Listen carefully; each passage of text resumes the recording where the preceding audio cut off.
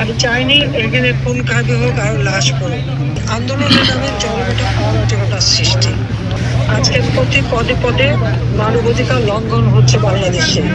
যখন আমরা উন্নয়নশীল দেশ হিসেবে মর্যাদা পেলাম, সামাজিক উন্নয়ন দিকে বাংলাদেশ এগিয়ে যাচ্ছে, বাংলাদেশের মানুষের জীবনের শান্তি নিরাপত্তা আমরা নিশ্চিত করতে সক্ষম হয়েছি। অন্য বস্ত্র বাসস্থান চিকিৎসা শিক্ষা উন্নয়নের ব্যবস্থা করে বাংলাদেশকে আমরা একটা উন্নত সমৃদ্ধ দেশ পাবো এবং উন্নয়নশীল দেশ হিসেবে গড়ে তুলবো এবং ভবিষ্যৎ ৪৮ সালের মধ্যে উন্নত দেশ হিসেবে গড়ে তুলবো। সেই তখন সব আমাদের দেশে একটা গোটা আন্দোলনের নামে এবং এরই একটা পর্যায়ে যখন আমরা আন্দোলনে আলোচনা করে যারা ছাত্র সমাজের সমস্ত দাবি মেনে নিলাম, তখন তারা এক দফা দাবিতে চলে গেল। শুধু তাই না, সেই সময় আমরা দেখলাম কয়েকটি হত্যা হলো। যখন ৬টা হত্যা হলো, আমি তখনই একটা জুডিশিয়াল এনকোয়ারি কমিটি করে দিলাম। এই হত্যাকাণ্ড কেন ঘটলো, কিভাবে হলো, কার দ্বারা হলো এবং যারা দায়ী সেটা বের করতে। দুর্ভাগ্যের বিষয় হলো যে একের পর এক এই ধরনের অগ্নিসংযোগ হত্যাকাণ্ড এইসব ঘটনা ঘটতে শুরু করলো। 2024 সালের 7 জুলাই থেকে 15 জুলাই পর্যন্ত ছাত্ররা যে আন্দোলন করছে, তখন কিন্তু কোনো ধরনের পুলিশি বাধা বা কোনো কিছু করা হয়নি। কিন্তু যখন অগ্নিসংযোগ এই হত্যাকাণ্ড শুরু হয়, তখনই আমরা দেখি যেটা অস্বাভাবিক পরিস্থিতির সৃষ্টি করছে। সেই মেট্রো রেল থেকে শুরু করে বিটিভি ভবন থেকে শুরু করে প্রতিটি জায়গায় আগুন দেওয়া, পোড়ানো, মানুষের ঘর পড়ানো, এইভাবে মানুষ হত্যা করা।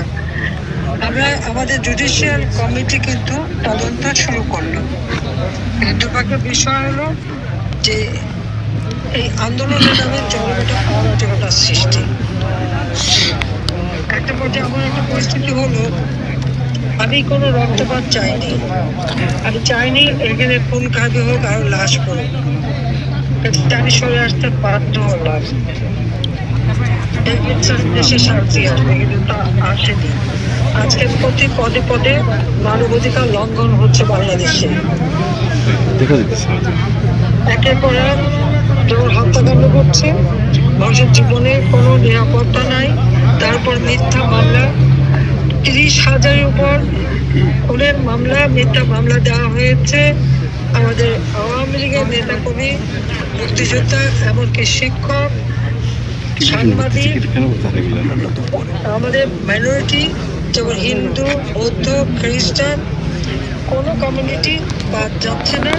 তাদের মধ্যে মিথ্যা মামলা, আর সেই সাথে সাথে তাদেরকে হয়রানি করা হচ্ছে। ঘর বাড়ি, ব্যবসা প্রতিষ্ঠান, ইন্ডাস্ট্রি, দোকানপাট, যেগুলো জীবিকা সব বন্ধ করে দেওয়া হচ্ছে। এমনকি আমাদের যারা প্রবাসী বাঙালি, তাদের আত্মীয় স্বজন, তাদের হয়রানি করা হচ্ছে, হামলা করা হচ্ছে।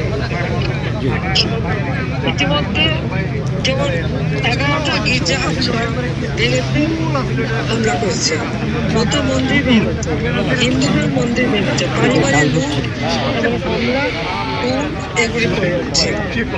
আমাদের স্থানীয় সরকার যারা জনগণের মধ্যে নির্বাচিত এবং যে নির্বাচন কমিশন আমরা গঠন করেছিলাম, বাংলাদেশের ইতিহাসে প্রথম আইন করে আমরা নির্বাচন কমিশন গঠন করি এবং হাবিবুল আওয়াল সাহেব কোনো রাজনৈতিক দল করতেন না, সৎ একটা মানুষ ছিলেন।